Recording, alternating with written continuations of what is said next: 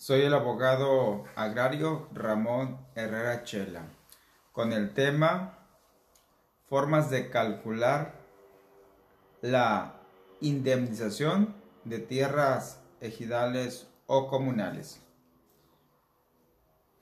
Es importante señalar que lo que voy a compartir en este video básicamente son experiencias reales basadas pues en algunos casos en los que he tenido oportunidad de intervenir y no existe una ley reglamentaria, no existe un manual, al menos no me he enterado de su existencia, que establezca estos mecanismos o estas técnicas que les compartiré. Existe lo que es la ley de expropiación, es una ley federal vigente desde 1936. Esa ley, que ha sufrido pocas reformas por cierto, en su artículo quinto establece: dentro de los 10 días hábiles siguientes a la notificación del derecho correspondiente, los interesados podrán acudir al procedimiento judicial, ojo ahí, procedimiento judicial a que se refiere el artículo 11, que más adelante leeré. El único objeto del procedimiento a que se refiere el párrafo anterior será controvertir el monto de la indemnización y en su caso exigir el pago de daños y perjuicios. Este artículo es clave. En otras palabras, la misma ley de expropiación, insisto que es federal, señala que el afectado tiene derecho a oponerse, a objetar, a estar en desacuerdo con el monto de la indemnización y además de exigir el pago de daños y perjuicios. El artículo 11, ley de expropiación: cuando se controvierta el monto de la indemnización a que se refiere el artículo anterior, se hará la consignación al juez que corresponda, quien fijará a las partes el término de 3 días para que designen sus peritos, con apercibimientos de designarlos el juez en rebeldía de las partes, si aquellos no lo hacen. También se les prevendrá para que designen de común acuerdo un tercer perito para el caso de la discordia, y si no lo nombraran, será designado por el juez.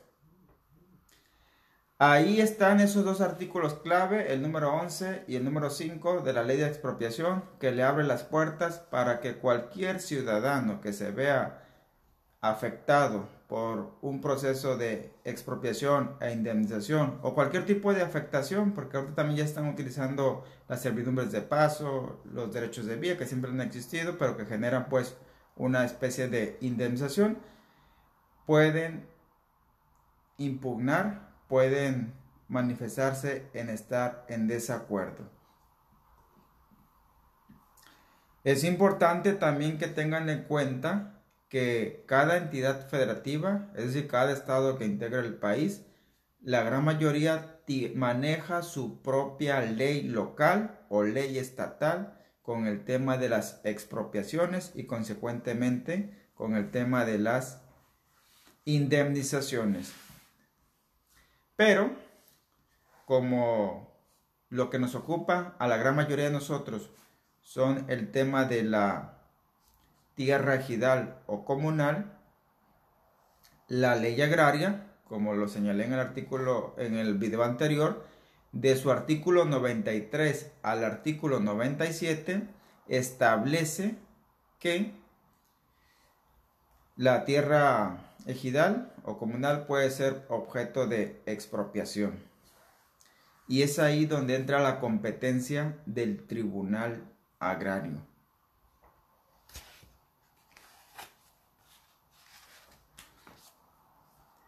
Así que ahora sí, dejemos la introducción y vayamos a abordar los puntos cruciales. Si tu parcela o solar será expropiado y si las tierras de uso común de tu ejido o de tu comunidad, por motivo de una expropiación o una afectación, un derecho de vía, tienen que ser indemnizadas, existe información que debes de saber. Por ejemplo, se deben de valorar factores que influyen en ese proceso de establecer cuánto vale la tierra que me van a expropiar, ya sea en su totalidad o una fracción. Se debe determinar el valor en dinero.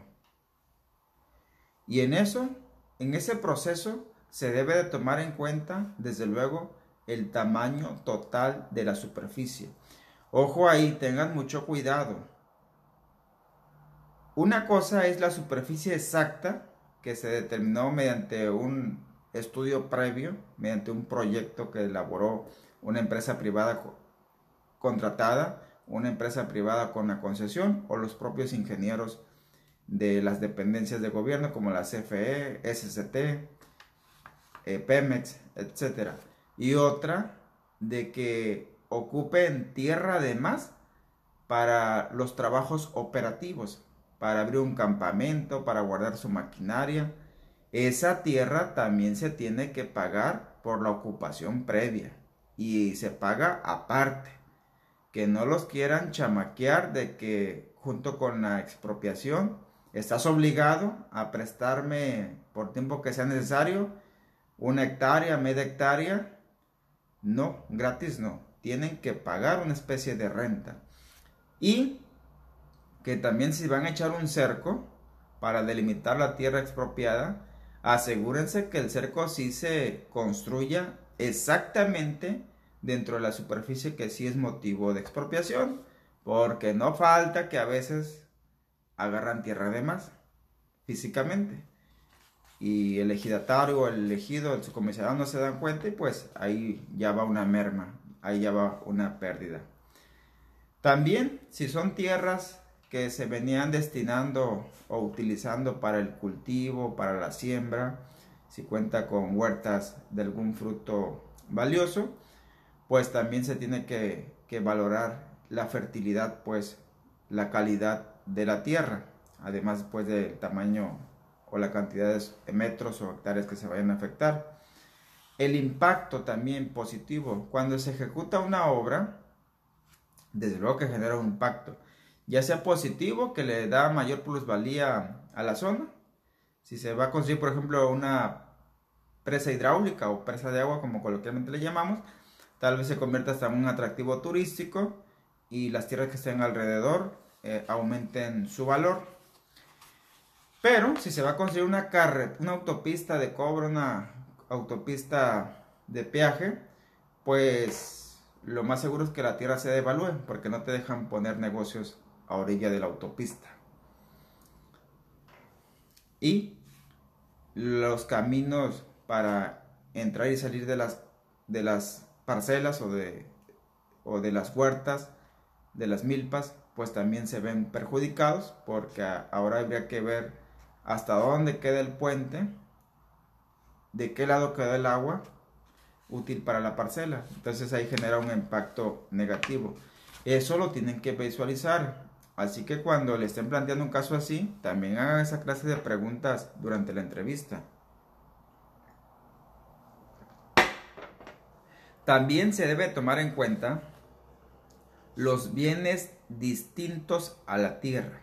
Es decir, si acaso la parcela a expropiar cuenta con una huerta de mangos de hace 30 años y está dando una producción de tanto, de acuerdo a las últimas 3 temporadas,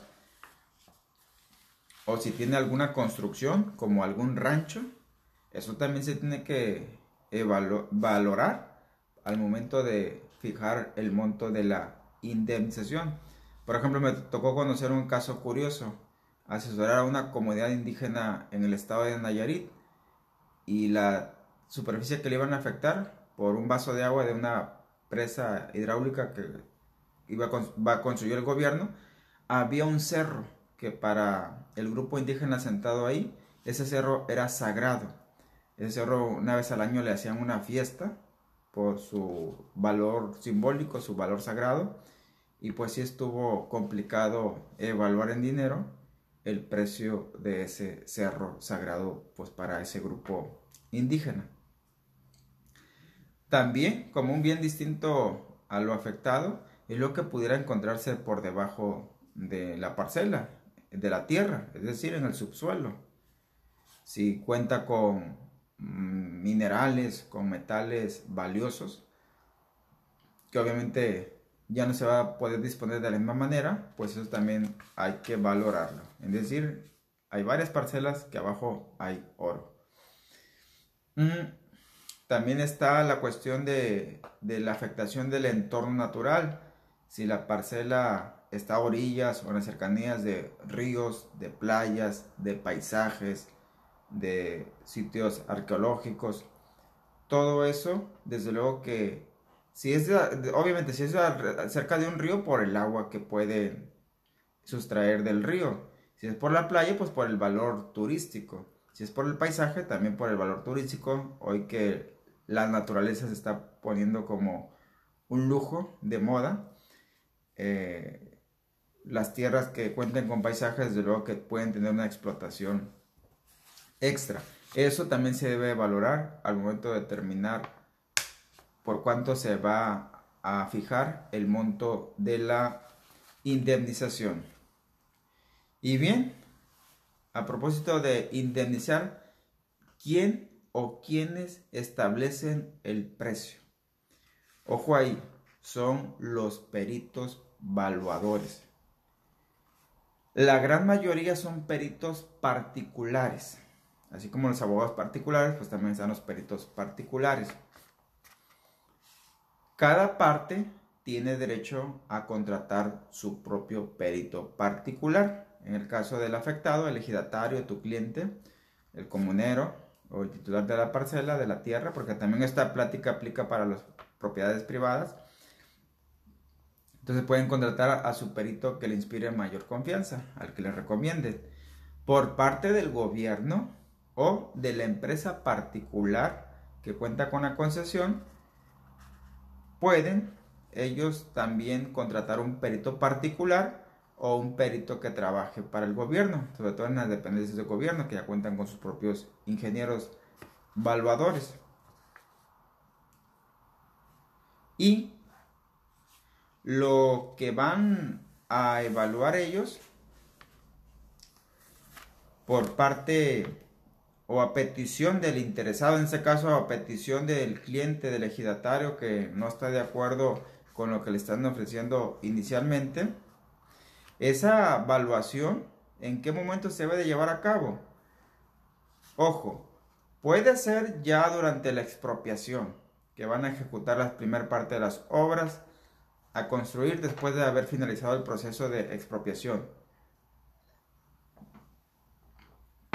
o la instalación de el derecho de vía, la servidumbre de paso, etc.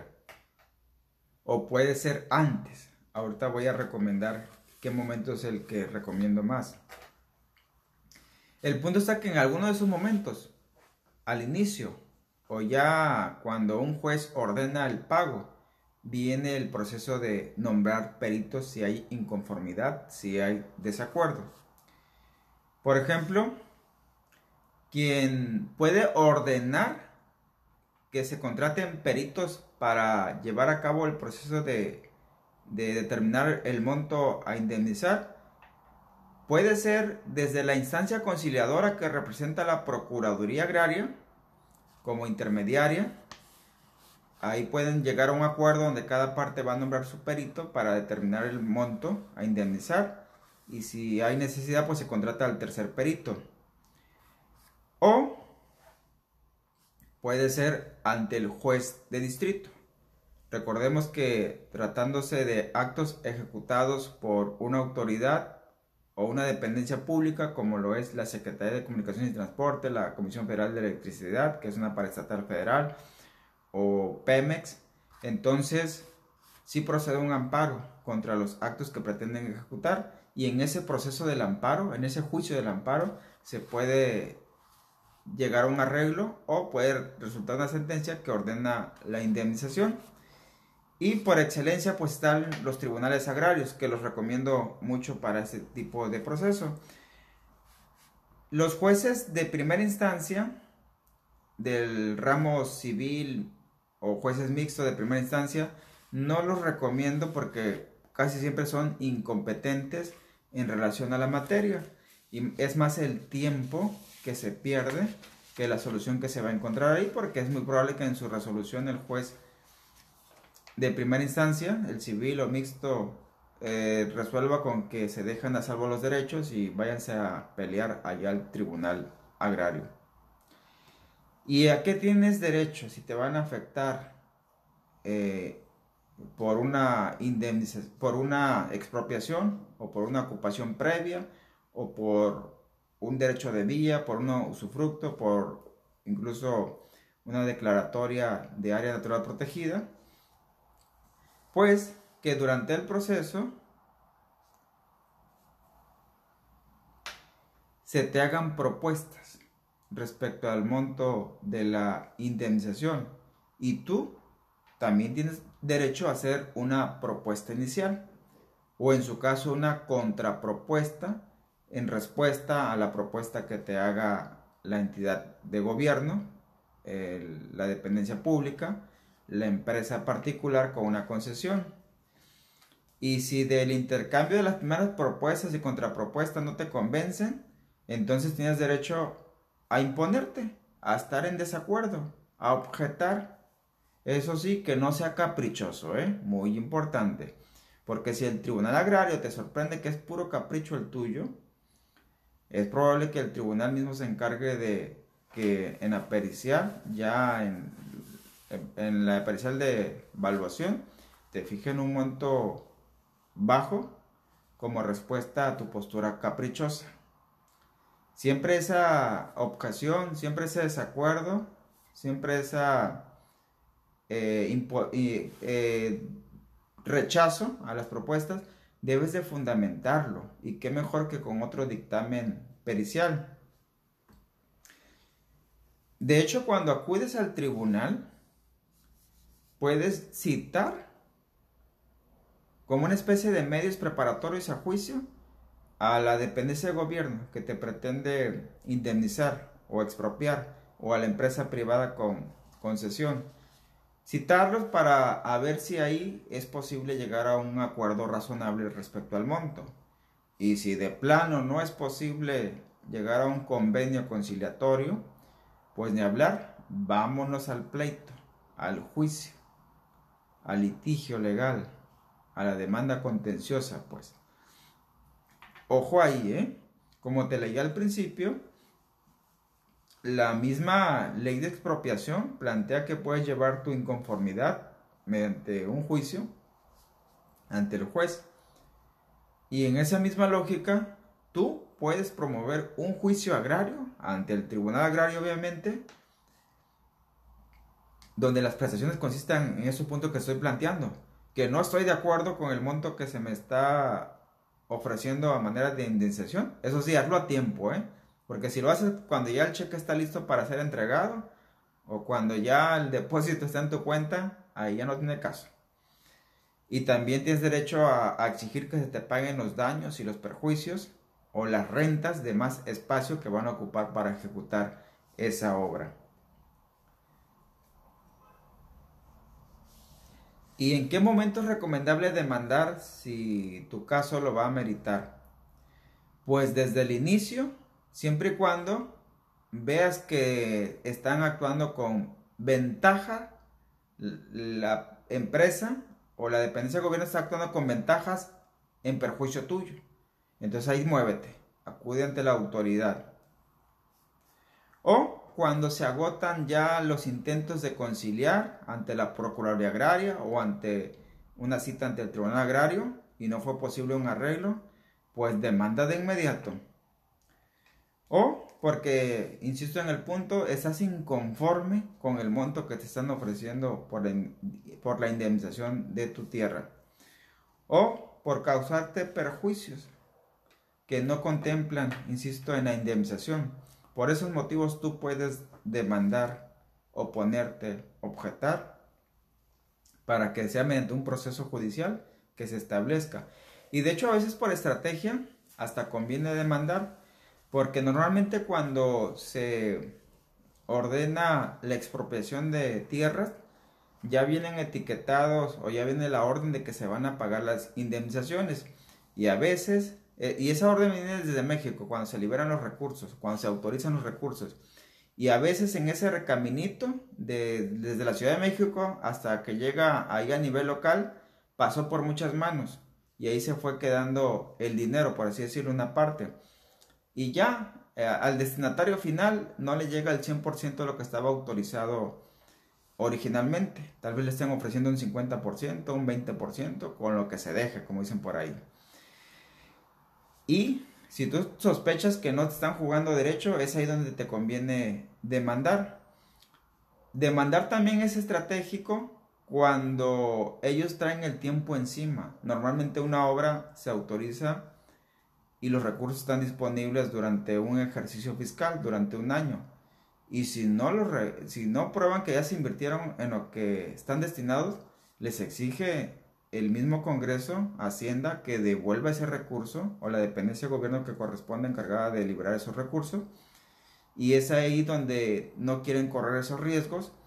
Y si algo no estaban transparentando o no estaban siendo lo suficientemente honesto, pues lo hacen enseguida, porque ya empiezan a sentir la presión del tiempo, saben que un juicio agrario se puede llevar años y un juicio sí puede detener una obra. Recordemos, una obra pública, recordemos que el Tribunal Agrario tiene la facultad de dictar medidas precautorias, es decir, ordenar que se suspendan las obras, que las cosas se mantengan en el estado que guardan hasta que se resuelva el juicio, y es ahí donde ya se empareja la situación, donde puedes exigir que se te pague lo que es lo correcto, lo justo. ¿Y cuándo te conviene negociar en lugar de demandar? Te conviene negociar cuando te están ofreciendo un monto razonable en relación al perjuicio o a la afectación que te van a causar. Si el daño, el perjuicio, la afectación, la expropiación te genera un perjuicio que equivale a $500,000 y te están ofreciendo 450,000 pesos, pues es un monto razonable. Ya de 450 hacia abajo ya no es un monto razonable. Hay que irnos a pleito mejor. Y el monto razonable, por cierto, insisto, lo determinan los peritos valuadores. Si el monto se te hace muy bajo, que así lo calcularon a ojo de buen cubero o a vuelo de pájaro, como dicen los ejidatarios, pues más vale que te cerciores y que contrates un perito para que te diga la verdad de las cosas, como cuánto anda valiendo la afectación. Y también pues valora que si el juicio que vas a llevar a cabo te va a llevar tiempo y vas a pagar honorarios de abogados particulares o de abogados de oficio, te vas a arriesgar, pues también eso valora esa situación. Los abogados de oficio pues sabemos que son gratis. El único detalle es que a los abogados de oficio que defienden los juicios agrarios ante el Tribunal Agrario los paga el gobierno y se van a enfrentar contra una dependencia del gobierno. No estoy insinuando que se van a prestar a malas jugadas o a un desenvolvimiento indebido, pero por ahí siempre queda esa inquietud de que si tanto el abogado que me va a defender y la dependencia de gobierno que me pretende expropiar reciben su salario del mismo jefe, pues eso da que desear, ¿no? Y a manera de conclusión, lo haré citando una tesis que salió hace 3 días respecto al pago justo por la expropiación. De hecho, esa tesis es una jurisprudencia, una tesis firme, es una jurisprudencia. Vino a confirmar que el justo pago por la expropiación es un derecho humano. De ese tamaño es la importancia de esa jurisprudencia, que en este grupo la dejé insertada. En extracto dice esa jurisprudencia: a fin de satisfacer la garantía de indemnización justa, debe acudirse al artículo 21, numeral 2 de la Convención Americana sobre Derechos Humanos. Es un tratado sobre el que México es parte, el cual se integra al bloque de constitucionalidad, por virtud del artículo 1 de la Constitución Federal de los Estados Unidos Mexicanos, de nuestra Constitución, pues. Y se constituye en una norma que regula de manera más amplia el derecho humano de la propiedad.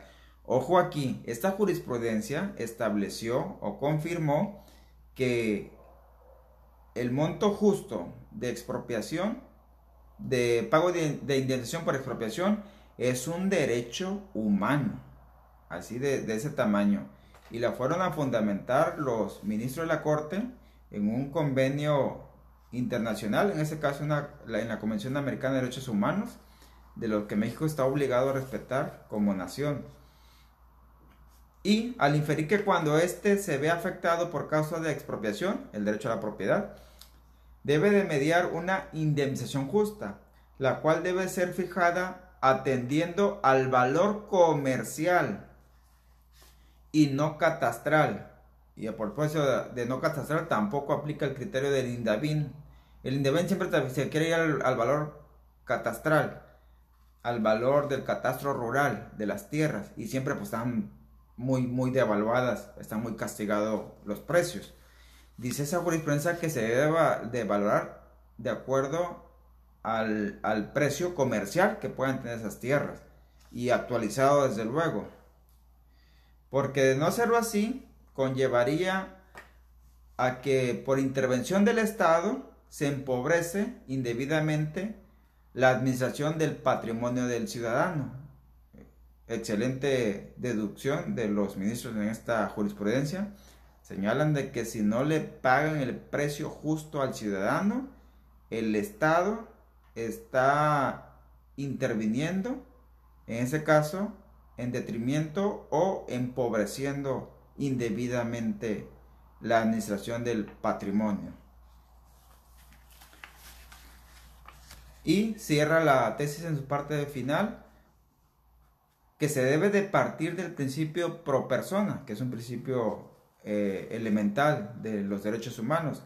De modo que cuando existen dos normas en el derecho positivo, es decir, esa jurisprudencia de hecho derivó de una interpretación de un código, de una ley estatal, de una entidad federativa aquí en México, y la compararon con el derecho humano a la propiedad.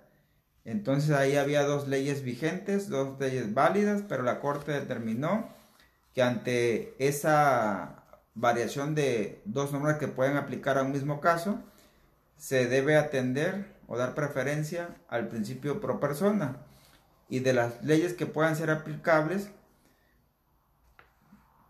se debe de optar necesariamente, es decir, de manera obligatoria, por aquella que reconozca mayor amplitud a los derechos, en ese caso del ciudadano, sobre su propiedad. Así las cosas. Otro ejemplo más de que nos tienen que jalar las orejas a veces con leyes más avanzadas que son de la esfera internacional, pero que México está obligado a respetar por haber firmado tratados o convenios, y ese pues es un ejemplo. Pues bien, si ocupas alguna asesoría, algún punto de vista sobre este tema, te dejo el WhatsApp 6691 1370 43. Repito, 6691 1370 43. Deja tus preguntas, tus dudas, por ahí veo que están ya dejando las primeras, tus comentarios, para que entre todos las contestemos, entre todos hagamos más grande este tema y este video pues se le saque el mayor provecho posible. Y también ayúdanos a compartir para que llegue pues al mayor número de personas, pues es información valiosa, es información gratuita, es información para el público en general. Y gracias a que nos ha estado ayudando en ese proceso de compartir, pues seguimos produciendo esta clase de videos. Nos vemos en la siguiente transmisión.